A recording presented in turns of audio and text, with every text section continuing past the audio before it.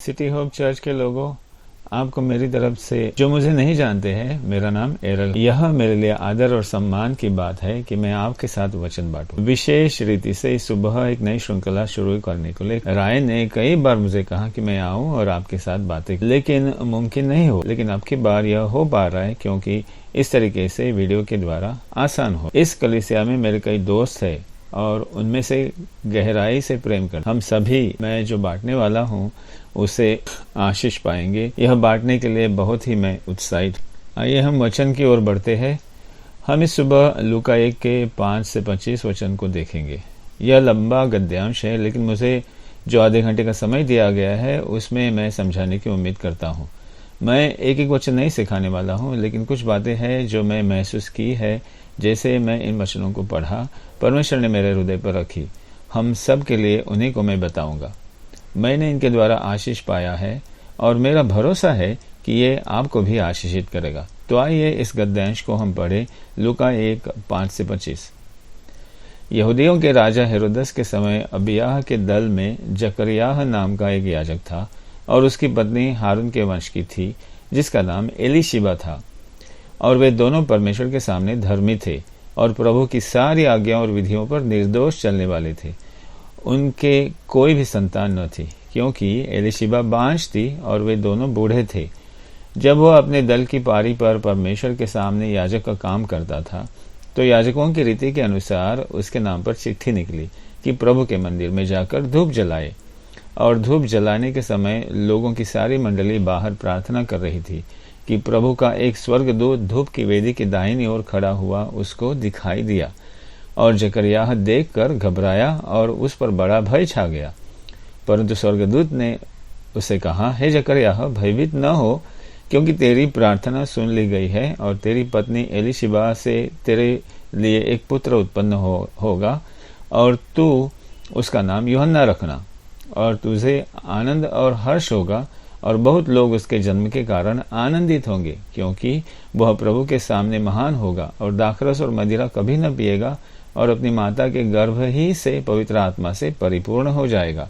और इस्राएलियों में से बहुतेरों को उनके प्रभु परमेश्वर की ओर फेरेगा। वह एलिया की आत्मा और सामर्थ्य में होकर उसके आगे आगे चलेगा कि पितरों का मन लड़के बालों की ओर फेर दे और आज्ञा न मानने वालों को धर्मियों की समझ पर लाए और प्रभु के लिए एक योग्य प्रजा तैयार करे। जकरियाह ने स्वर्गदूत से पूछा, यह मैं कैसे जानूं, क्योंकि मैं तो बूढ़ा हूं और मेरी पत्नी भी बूढ़ी हो गई है। स्वर्गदूत ने उसको उत्तर दिया कि मैं जिब्राइल हूं, जो परमेश्वर के सामने खड़ा रहता हूं, और मैं तुझसे बातें करने और तुझे यह सुसमाचार सुनाने को भेजा गया हूं। और देख, जिस दिन तक ये बातें पूरी नहीं होगी उस दिन तक तू मौन रहेगा और बोल न सकेगा, इसलिए कि तू मेरी बातों को जो अपने समय पर पूरी होगी प्रतीति न की। और लोग जकरिया की बाट देखते रहे और अचंभा करने लगे कि उसे मंदिर में ऐसी देर क्यों लगी। जब वह बाहर आया तो उनसे बोल न सका। सो वे जान गए कि उसने मंदिर में कोई दर्शन पाया है, और वह उनके संकेत करता रहा और गूंगा रह गया।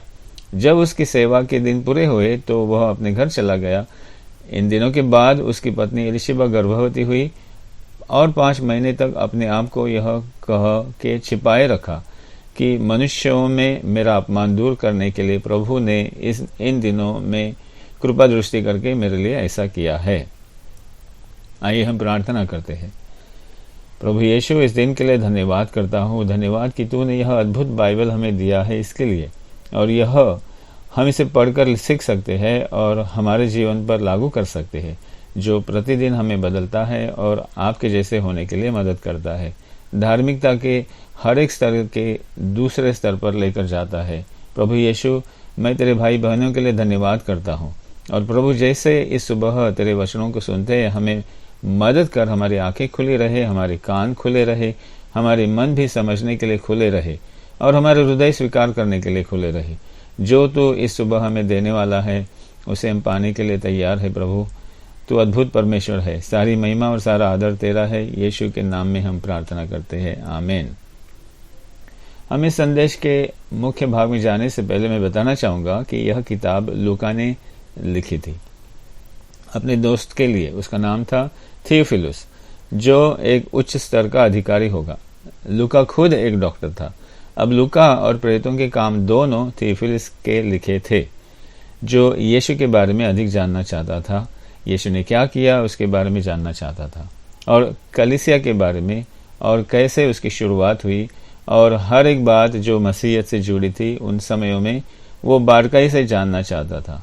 उसने बहुत कुछ खोज की, बहुत सारी मुलाकातें की, इस बात को पक्का करने के लिए कि हर एक बात जो उसके मालूम हुई है वो सही है, ताकि वो निश्चित रूप से बातों को थियोफिलुस के सामने ला पाए। अगर कोई आपसे बाइबल के खरेपन के बारे में पूछता है कि यह सब सच है क्या, तो आप लूका का उदाहरण देकर कह सकते हो कि लूका की किताब प्रेरितों के कामों की किताब है। बाइबल यह ऐसे ही इकट्ठा की हुई कि या कोई विचारों या कल्पनाएं नहीं है, यह ठीक तरीके से खोज किया हुआ और इसे परख कर देखा हुआ इतिहास है, ताकि वो लिखित और प्रमाणित हो और परखा जा सके। तुम उन्हें यह कह सकते हो, थियोफिलुस जो है वो आप या मैं हो सकता है, और कई लोग जो बाहर है वो हो सकते, जो सच्चाई को ढूंढने की कोशिश कर रहे हैं। लूका कहता है कि उसने यह किताब लिखा है ताकि थियोफिलुस को इस बात की निश्चितता होगी। यह लूका के पहले अध्याय के 4 वचन में है। लूका ने कई महीने या शायद कई साल बिताए होंगे इन सब बातों को इकट्ठा करने के लिए और कई लोगों तक पहुंचकर ढूंढने के लिए, ताकि बस थियोफिलुस उसका मित्र इस बात को भरोसा और निश्चित रूप से स्वीकार करे, उस पर विश्वास करे, और हम उस समय के बाद, हजारों सालों के बाद भी इस किताब को पढ़कर जान सके कि इतिहास में क्या हुआ। जो प्रश्न मैं आपको पूछना चाहता हूं भाई और बहनों, वो ये है कि क्या आप थोड़ा और मेहनत करने के लिए तैयार है अपने दोस्तों को जाकर सुसमाचार बताने के लिए? जो काम आप करोगे वो व्यर्थ नहीं होगा, और जिसके लिए ये आप कर रहे हैं सिर्फ उसके लिए ही लाभदायक नहीं होगा, परंतु सारी खोज और मेहनत जो आप कर रहे हैं वह दूसरों को भी लाभकारी होगी। जैसे तुम देख रहे हो लूका के जीवन में, मुझे नहीं लगता है कि जब लूका का इस किताब को कोई लिख रहा था उसने ऐसा सोचा होगा कि कई सालों के बाद जब लोग इसे पढ़ेंगे। नहीं, या उसने अपने दोस्त थियोफिलुस के लिए लिखा था। उसने यह किताब या पत्र अपने दोस्त, अपने मित्र, उसके लिए लिखा था। लेकिन आप, मैं और कई हजारों लोग इसके द्वारा लाभ उठा रहे हैं। सच में कहूं तो दूसरे करोड़ों लोग उस समय की संस्कृति को, यीशु के बारे में, उसके जीवन और उसके मरने के बारे में मालूमात कर पा रहे हैं लूका ने किए हुए कार्य की वजह से। जो लगातार यह करते रहो, जब तुम्हें कोई प्रश्न पूछा जाता है कोई, वह कई लोगों के लिए लाभदायक ठहरेगा उन्हें मदद करना। आइए लूका के पहले अध्याय के 5 से 25 वचन को देखते हैं। यह कहानी की शुरुआत इस दंपति का परिचय देने के द्वारा होती है, जकरिया और एलिशिबा। एलिशिबा बांझ थी, उसकी कोई संतान नहीं थी। उसकी वजह से वह बहुत दुखी थे। मुझे बताया गया है कि बच्चे शादीशुदा जीवन का एक आनंद का भाग होते हैं, सिवाय कि कभी कभी वह आपको सोने नहीं देते और वे खुद भी नहीं सोते। सिर्फ इस बात के अलावा बच्चे बहुत ही आनंद लाते हैं। हम उनसे बहुत प्यार करते हैं। मैं शादीशुदा नहीं हूँ, जैसे मैं कह रहा हूँ कि मेरे बच्चे तो नहीं हैं, तो मुझे मालूम नहीं इसके बारे में, लेकिन मैं विश्वास करता हूँ कि कभी मेरे बच्चे होंगे, और मैं यह भी विश्वास करता हूँ कि किसी दिन वह मुझे सोने नहीं देंगे और वह खुद सही समय पर नहीं सोएंगे। लेकिन आज के दिन, इन दिनों में जिनके बच्चे नहीं होते हैं, हम उनके साथ दया और सांत्वना बांट सकते हैं, बस इतना ही। लेकिन जिस समय के बारे में, एलिजाबेथ के समय के बारे में हम पढ़ रहे हैं, वह अलग समय था। वचन 25 में एलिजाबेथ कह रही है कि अब मुझे जब बच्चा होने वाला है तो मेरी निंदा, मेरा तिरस्कार खत्म होने वाला है। उन दिनों में बच्चा नहीं होना या बांझ होना बहुत ही बुरी बात कही जाती थी। इसका मतलब वह अपने परिवार को एक वंश नहीं दे पाती। बहुत से समय यह पाप की वजह से दंड दिया जा रहा है, ऐसी समझ थी, या परिवार में पीढ़ियों से चलता आया दंड दिया जा रहा है, ऐसा समझते थे। बाइबल में ऐसे कई उदाहरण हैं जहां पर परमेश्वर ने कुछ महिलाओं को बांझ बना दिया था, कुछ महिलाओं को क्योंकि उन्होंने ऐसा कुछ किया जिससे परमेश्वर खुश नहीं था, कुछ ऐसा किया जो गलत था।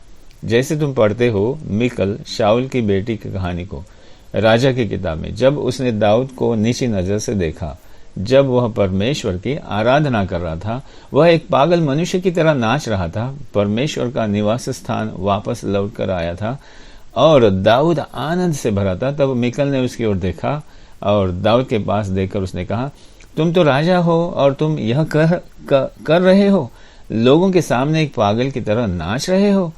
इस बात से परमेश्वर बहुत ही गुस्सामंद हुआ और जिसकी वजह से वह बच्चा जन्मने से वंचित रही। शायद एलिजाबेथ के आसपास के लोगों भी इसी वजह से ऐसा ही कुछ कहते होंगे। शायद वो ऐसा सोचती होगी और लोग उसे नीची नजर से देखते। अरे देखो, उसे तो बच्चा नहीं हो रहा है। और जैसे उसे वह आते जाते देखते थे, एक दूसरे के कानों में वह बात करते होंगे। आपको पता है इसके बारे में? जिसे बच्चे नहीं हो रहे हैं, वह सब जो उसके साथ हो रहा है, आपको पता है लोग कैसी बातें करते हैं। उसको अपने जीवन में इन सारी बातों से गुजरना पड़ता होगा और इस तरह का तिरस्कार और निंदा उसने सही होगी, क्योंकि वह बांझ थी।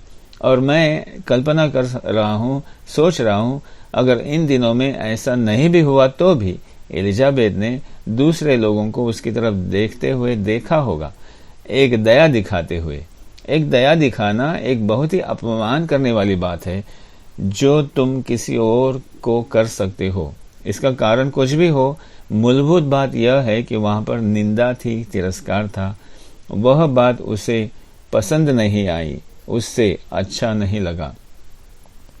तो यह प्रश्न पूछना जरूरी है कि एलिजाबेथ बांझ क्यों थी? यह दंपति को संतान क्यों नहीं हो रही थी? वे बच्चे होने का आनंद वह क्यों नहीं ले पा रहे थे? ऐसी बातें आप और मेरे जैसे लोग के साथ क्यों होती है? जकरिया और एलिजाबेथ बार बार ऐसे समय से क्यों गुजर रहे थे? दूसरों के जीवन में तो बातें ठीक ठीक हो रही थी, दूसरों के लिए बातें बिल्कुल सामान्य थी, परंतु हमारे लिए तो यह बात हो गई है, बस बातें बन नहीं रही है। और सर्वसामान्य कारण या ऐसा क्यों होता है, इसके बारे में जब कोई मसीह बात करते हैं, वह यह है कि शायद तुम्हारे जीवन में पाप होगा, या आप कुछ बातें सही रीति से कर नहीं रहे हो, या कभी कभी लोग यह भी कहते हैं कि शायद तुम ज्यादा प्रार्थना नहीं कर रहे हो, या तुम लोग लगातार प्रार्थना नहीं कर रहे हो, 50 बार दिन में प्रार्थना नहीं करते हो। अगर ऐसा करोगे तो परमेश्वर तुम्हारी प्रार्थना को सुनेगा और तुम जिस चीज की इच्छा करते हो वह बातें परमेश्वर तुम्हें देगा। कुछ लोग ऐसा भी कहेंगे कि तुम प्रार्थना ठीक से नहीं करते हो, लेकिन यहीं पर कहानी जो है वह काफी दिलचस्प हो जाती है, क्योंकि बाइबल 6 वचन में विशेष रूप से बताती है कि एलिजाबेथ और जकरिया दोनों परमेश्वर के सामने धार्मिक थे और परमेश्वर के सामने वह बिना किसी दोष के चलते थे। उन्होंने परमेश्वर की सारी व्यवस्था को पूरा किया था। 13 वचन में यह भी लिखा है कि परमेश्वर ने उनकी प्रार्थना सुनी थी। इसका मतलब यह है कि जकरिया प्रार्थना करता था और जरूर बच्चा होने के लिए प्रार्थना कर रहा था।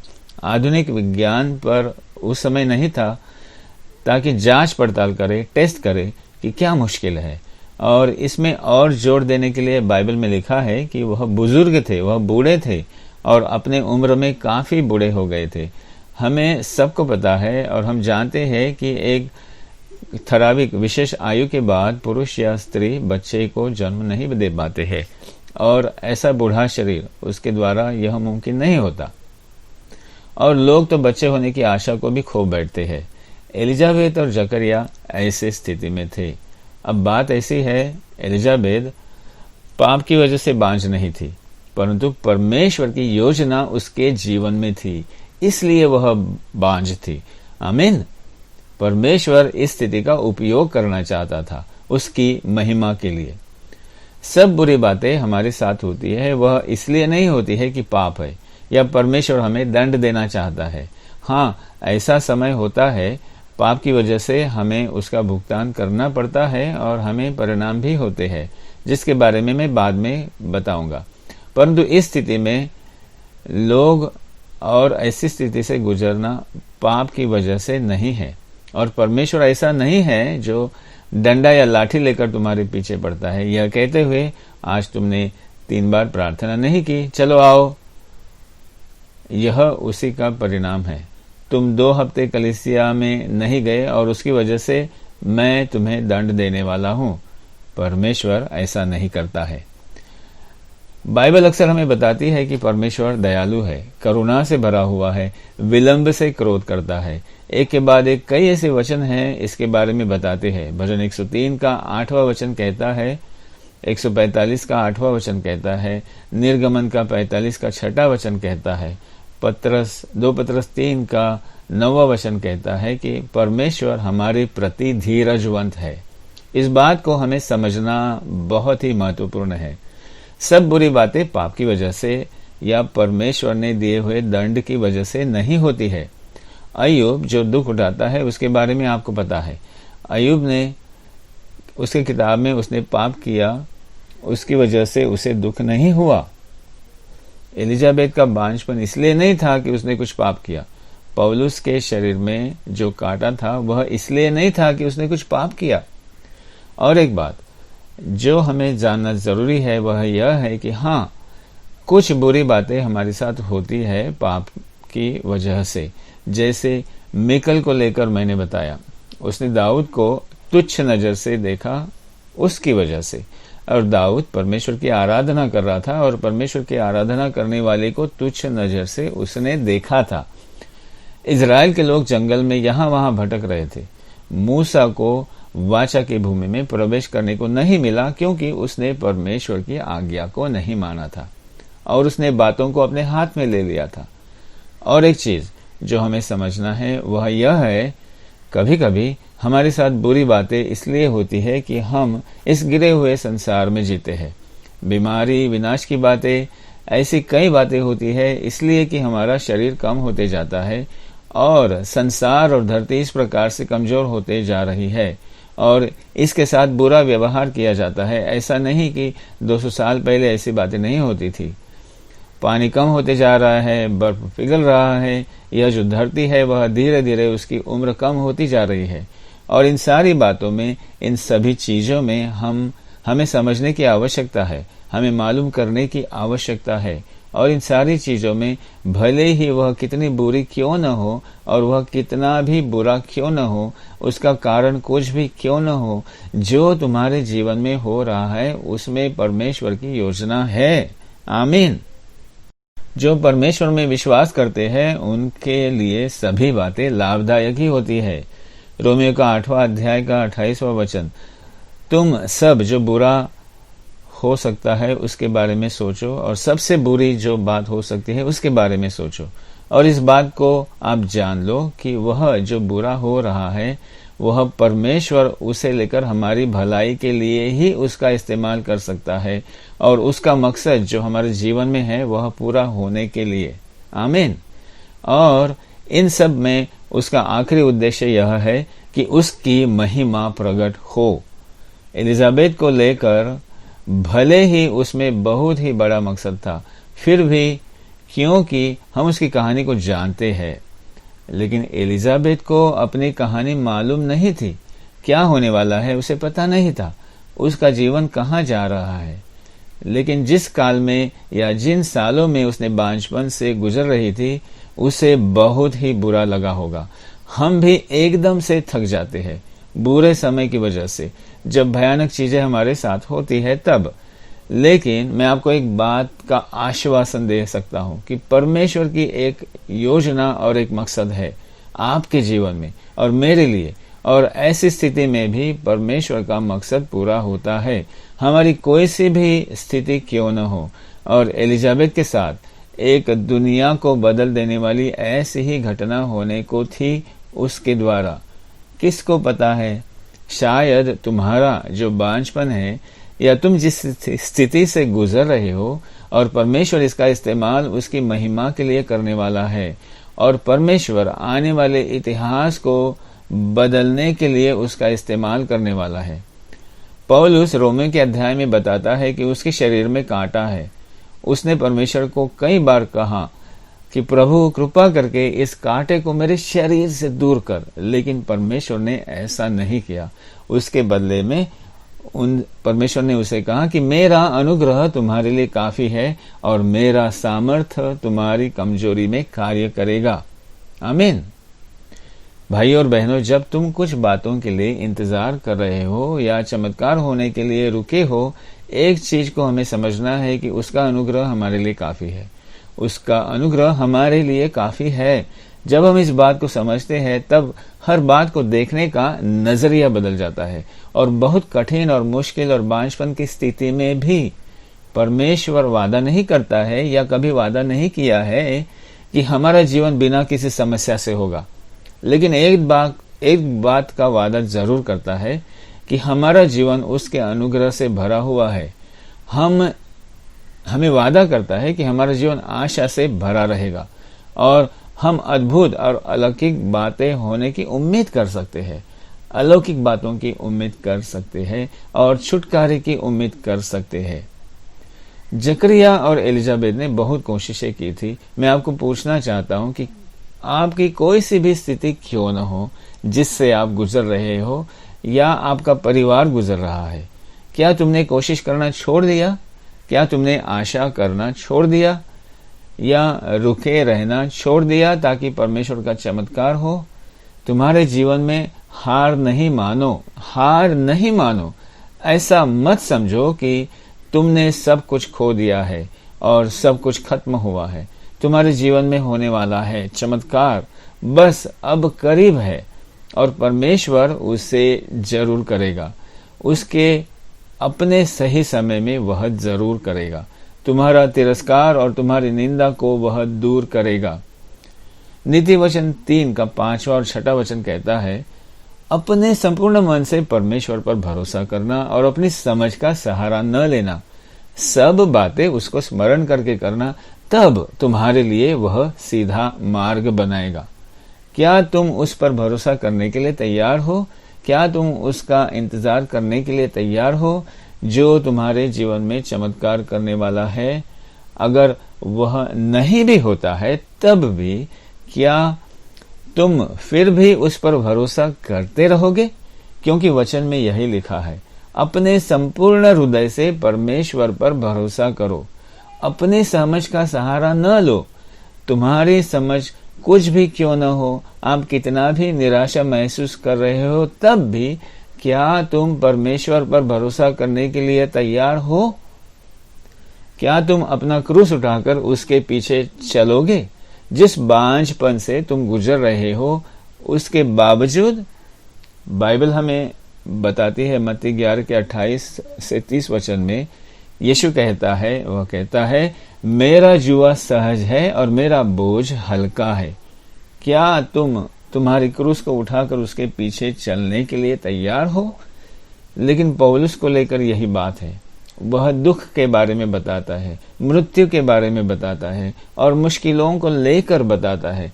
जैसे यीशु ने क्रूस को उठाया और उसे सह लिया, अब वह परमेश्वर के दाहिने हाथ में बैठा है, वैसे तुम भी और मैं भी वहां बैठेंगे। इस बात को जानना जरूरी है कि परमेश्वर ने आरामदायी जीवन का वादा नहीं किया है।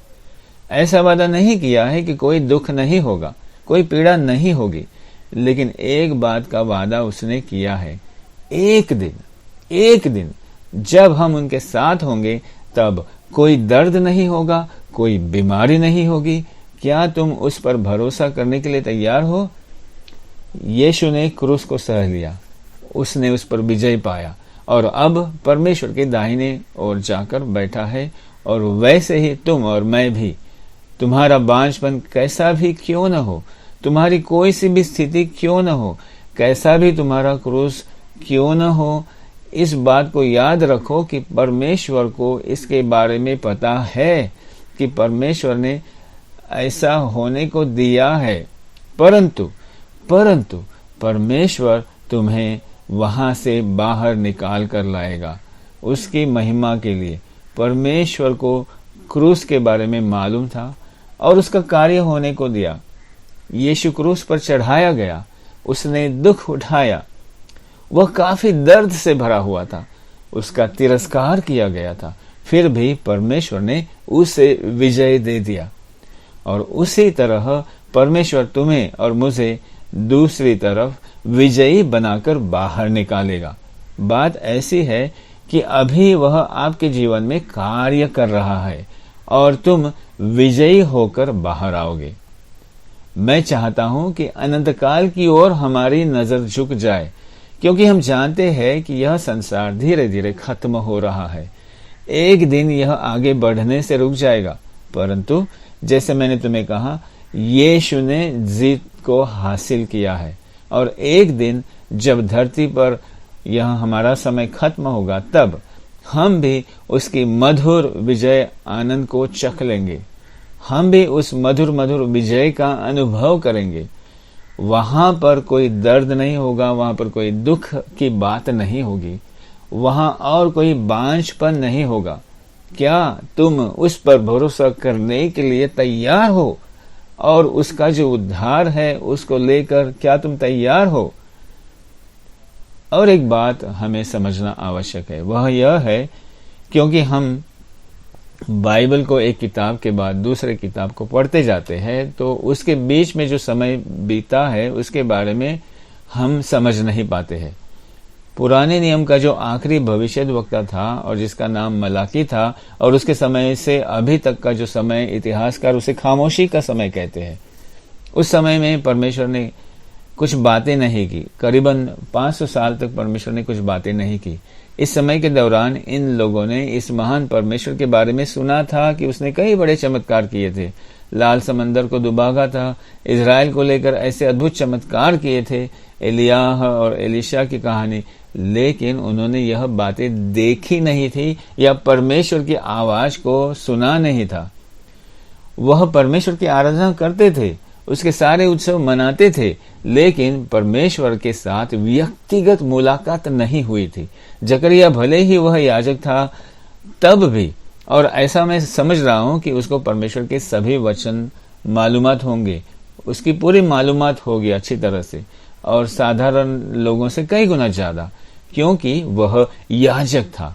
और वह कहता है कि जब उसने स्वर्गदूत को देखा वह डर गया और मुश्किल में पड़ गया। मैं समझ सकता हूं डर क्या होता है, क्योंकि जब आप देखते हैं, हमारी साधारण प्रक्रिया इस प्रकार होती है, खास करके जब हम स्वर्गदूत को देखते हैं, और विशेष रूप से जब बाइबल में यह स्वर्गदूत को देखते हैं। आप वहां पर बैठे होंगे, कहेंगे क्यों डरना है, वह तो बस एक स्वर्गदूत था। हमारे लिए अपने घर में आराम करते हुए बैठना बहुत आसान है, और ऐसा कहने के लिए आसान है, हाँ मैं तो कभी डरूंगा नहीं या मैं डरता नहीं। शायद मैं कुछ और प्रतिक्रिया दिखाता था। शायद मैं स्वर्गदूत के सामने खड़ा होकर कहता, हे मेरे भाई क्या बात है। और भारत में अक्सर हम ऐसा कहते हैं, अरे मैं होता ना तो ऐसा करता। लेकिन मैं आपको बताऊं, अगर मैं एरल स्वर्गदूत को देखता तो शायद बहुत ही ज्यादा डर जाता, क्योंकि वह महान प्राणी है। महिमा को देखने का मतलब है डर से भर जाना, क्योंकि वह अलौकिक होती है, और वह ऐसी बात है जिसका हमें पता नहीं, और वह ऐसी कुछ बात है, मैं ऐसे कल्पना कर रहा हूं कि किसी ने आमने सामने स्वर्गदूत को नहीं देखा है, इस तरीके से कि वो हमारे सामने है और हम उससे बात कर रहे हैं या हमें कुछ सूचनाएं दे रहा है। और अगर हम सच में ऐसा देखेंगे तो एक डर पैदा होगा। और बाइबल में यह भी लिखा है कि वह परेशान हुआ था। शायद उसे ऐसा लगा कि अब उसका समय आ गया है, शायद उसको ऐसे महसूस हुआ कि उसका दर्द का समय अब खत्म हुआ है और परमेश्वर के पास जाने का समय आ पहुंचा है। उसकी वजह से शायद वह परेशान हुआ था, या कुछ गड़बड़ी हो गई होगी उसकी वजह से, या वह परेशान हुआ था।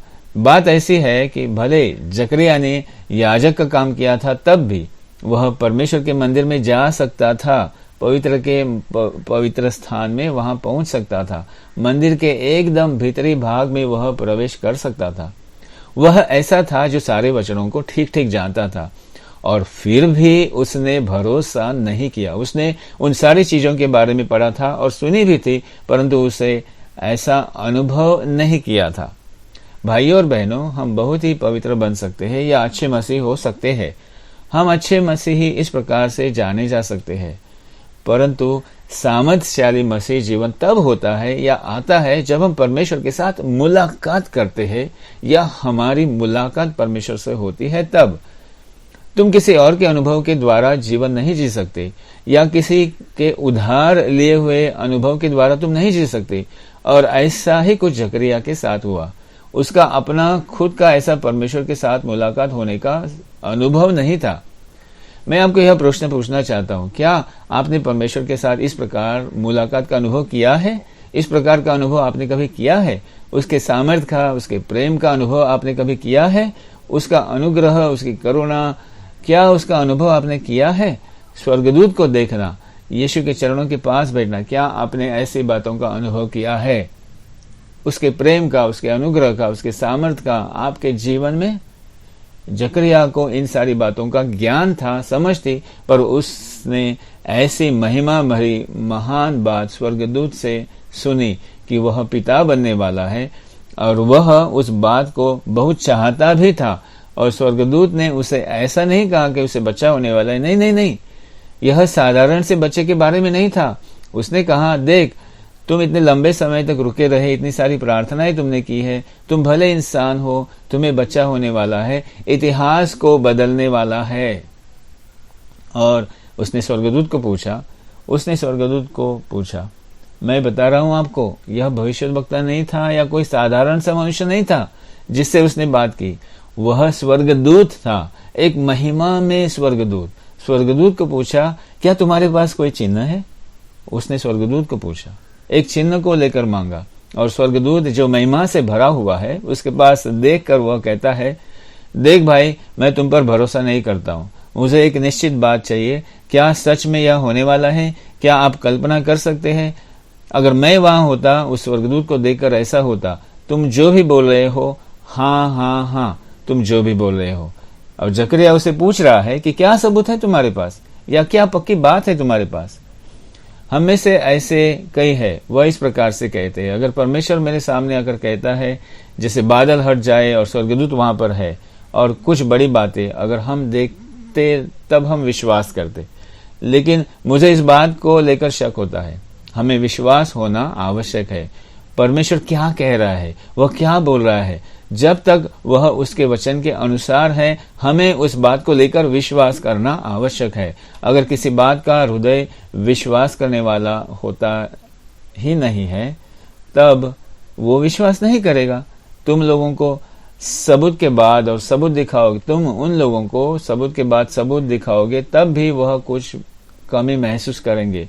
वह लॉजिक को देखेंगे, तर्क को देखेंगे, वह कहेंगे इसमें क्या तर्क लगा सकते हैं, परमेश्वर कौन है, उसका परिभाषा क्या है। और ज्यादातर समय परमेश्वर के तर्क के बाहर काम करता है।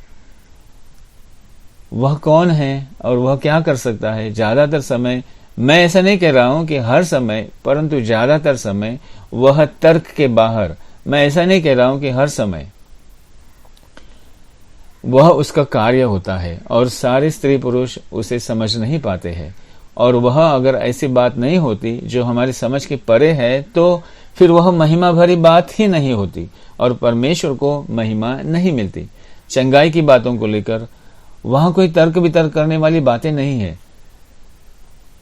डॉक्टर ने आशा छोड़ दी है, लोगों ने चंगाई होने की आशा छोड़ दी है, दोस्तों ने भी आशा छोड़ दी है, फिर भी अचानक से निराशा में भी परमेश्वर आ जाता है और बीमारी को निकाल देता है। उसको आप कैसे समझोगे? उससे कोई तर्क नहीं कर सकते हो। पढ़े लिखे और ज्ञानी लोग इस बात को समझ नहीं पाते हैं, उसका कोई अर्थ समझाया नहीं जा सकता है। यह साधारण से बाहर है, सूझबूझ के बाहर है, इसलिए उसे चमत्कार कहा जाता है। जकरिया के साथ यही समस्या थी। वह इस बात पर बिल्कुल भरोसा नहीं कर पा रहा था कि वह और उसकी पत्नी, जो इतने बूढ़े हो चुके थे, वचनों में लिखा है कि वह उम्र में आगे बढ़ चुके थे, उन्हें बच्चा कैसे हो सकता था? उनके जीवन में कैसे ऐसे मोड़ पर वो थे, बस वह समझने के काबिल ही नहीं था। यह उसके समझ के बाहर की बातें थी। उसने वचनों को पढ़ा था, वह परमेश्वर के बारे में जानता था, शायद परमेश्वर के बारे में उसने बताया भी होगा जो लोग उसको मिलने आते थे उनके बारे में, क्योंकि वो याजक का कार्य करता था। कभी कभी हम अपने आप पर एक मर्यादा डालते हैं जिस बात को हम जानते हैं उसकी वजह से, और जिस प्रकार से हमें बातों का मूल्यांकन करते हैं उसकी वजह से। लेकिन हम इस बात को भूलते हैं कि परमेश्वर को कोई सीमा नहीं है, कोई मर्यादा नहीं है। वह सर्वशक्तिमान है। उसने अब्राहम को, जिसे कोई संतान नहीं थी, उसको कहा कि तुम्हारा वंश इतना बढ़ेगा कि आकाश के तारागण में तारे हैं, और वैसा ही हो गया, वैसा ही हुआ। अंग्रेजी में एक बहुत ही जानी पहचानी कहावत है। वो कहते हैं, जब अगुवे लोग प्रशिक्षण देते हैं तो वो कहते हैं, मैं अगर तुमको कूदने के लिए कहता हूं तो तुम मुझसे नहीं पूछना कितना, ऐसा पूछो कि कितना ऊंचा कूदना है। तो मुझे लगता है कि हमें ऐसा ही कुछ करना है। जब परमेश्वर हमें कुछ करने के लिए कहता है, क्यों करो, कैसे करो, ऐसा नहीं पूछना है, बल्कि कहना है कि हाँ ठीक है, कितना करना है, कितना चाहते हो कि करूं मैं परमेश्वर। और क्योंकि जकरिया ने संदेह किया, जब तक उसके बच्चे के जन्म नहीं हुआ वह बात नहीं कर पाया, विश्वास नहीं किया और परमेश्वर के वचन पर भरोसा नहीं किया। आपके जीवन में जो प्रतिज्ञाएं या वादे परमेश्वर ने दिए हैं उस पर संदेह नहीं करना, उस पर शक नहीं करना, उसके अनुग्रह में, क्योंकि परमेश्वर इतना अनुग्रह से परिपूर्ण है। वह हमें ऐसे जगह में ले जाना चाहता है जब हम भरोसा करेंगे तब। कभी कभी उसका परिणाम या नतीजा ऐसा होता है कि हम लंबे समय तक हमें रुकना पड़ता है अगर हम संदेह करेंगे तब।